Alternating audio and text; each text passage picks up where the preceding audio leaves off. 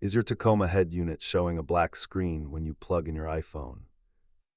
Data suggests that 8 out of 10 CarPlay black screen issues are software-related, not hardware failures.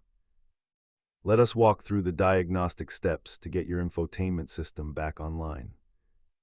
Start by ruling out the basics like faulty cables, dirty ports, or a simple head unit freeze.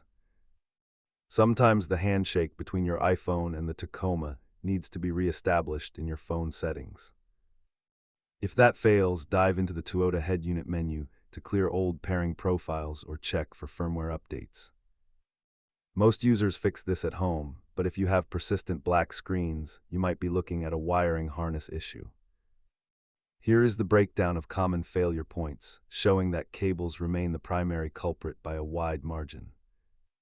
For advanced users, verify your multimedia fuses and ensure the head unit ground connection is not corroded. Keep a basic set of plastic pry tools and a multimeter handy if you plan on checking electrical connections yourself.